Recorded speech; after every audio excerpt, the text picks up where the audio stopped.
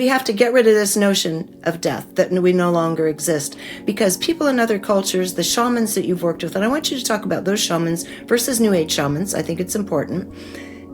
They are able to connect with the people on the other side. These cultures have always known our ancestors are right here with us. My dad's probably listening right now. He's probably right here. They're with us all the time. So let's talk about the fact we never cease to exist. And let's talk about real shaman versus lightweight shamans. Well, I have to tell a really quick side story. I was in Santa Fe a couple of months ago in August, and was my birthday, and I was thrown a surprise party, which was a surprise, and it was so much fun. So I was in the middle of this circle of people who, bless their hearts, were standing, holding hands, looking at me and telling me, what they loved about me, whatever.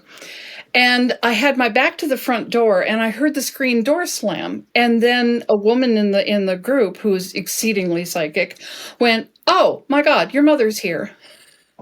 And she wanted to say how she appreciated this and how she was so happy and proud of you. And then her final comment was, "Oh, and she says she's really glad that you didn't turn out to be an alcoholic like her." See, you're still getting some praise from the other side, finally, from Mom. Really? I love it. 40 years later, but okay. 40 years later. But the point is, Mom's still there. We're all still here. Yeah. We are pure light. We are that pure frequency called love, which isn't sentimental. Yes, It's a beautiful creative force. Yeah. We are all purely that has this little suit on for a little while. And the anti-life forces keep trying to convince us that once you're out of your suit, you don't exist. And people are so afraid of not existing any longer. Yeah. So what are the shamans? How do the real shamans approach this? As you know, I've spent a lot of time working with several shamans down in the Amazon, in Peru, and in Ecuador. And,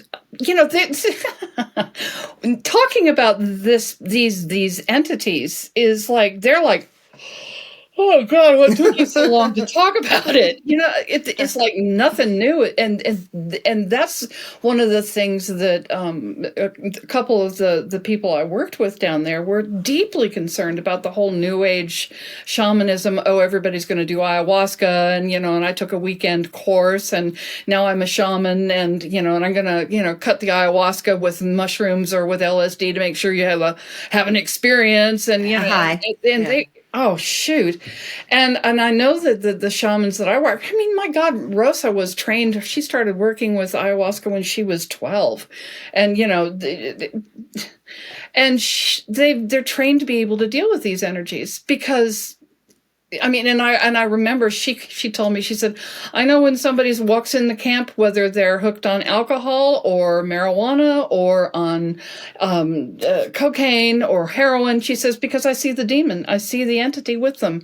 And those particular ones that feed on that frequency show up, and they look like, whatever they look like." So it was a no-brainer to all of those people. And I know that the concern expressed was that so many people with great heart and loving intention, good intention. Most of the people in our New Age community.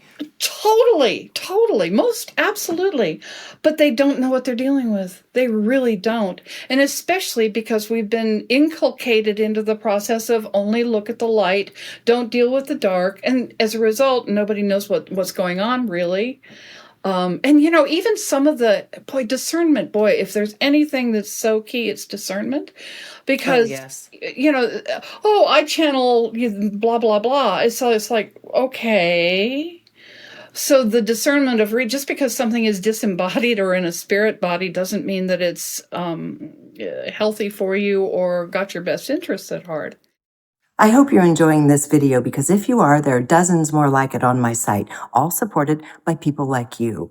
So if you'd like to keep this work rolling in and join our community, just click on the Patreon button at reginameredith.com. That also gives you access to insider commentary, my live book club, and other live events with special guests. So join in.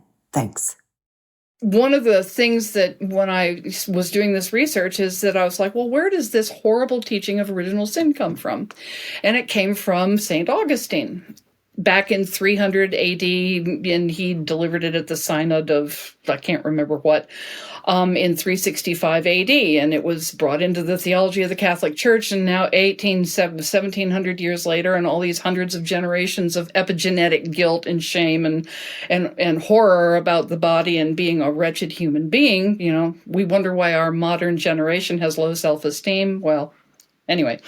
So Augustine, growing up, turned out he was a sex fiend and a drunk. And his father was pagan, his mom was Christian. She despaired that he was going to go to hell. But what turned Augustine around in his 20s was he ran across the teaching of Mani, of the prophet of Babylon, who brought the teaching of Manichaeism, the religion of Manichaeism, into the world back in 200 AD, 230 AD, something like that. Mani had the teaching of original sin, that the body is corrupt. You're born into the body. You're innately corrupt and evil and greedy and subject to the demons and the devil. And therefore, we have to get out of the body and be pure and etc. So, okay. The question came, though, well, okay, where the heck did Mani get the teaching of original sin? Well, he called it his other self, but he had a spirit talk to him. And he just had this disembodied voice that coached him and talked to him about the evility of humanity and how dirty and wretched and corrupt and lowlife we were. And he, because it was a disembodied being, it was, obviously wiser than somebody in a physical body. Mani of the prophet of Babylon ran with it. St. Augustine came along and looked at the teaching and went, oh my God, it was my body. That made me such a bad boy growing up. Oh, my mommy is going to be so happy to know that it wasn't really me. It was my body that corrupted me. And now I'm going to be a good boy and I'm going to teach about this. And then he became Christian. And then, 1700 years later, here we are. Hey, hallelujah, pass the plate. Hey, hallelujah, pass the plate. But that's just a perfect example of, and Augustine, he said that Mani was listening to an angel, obviously.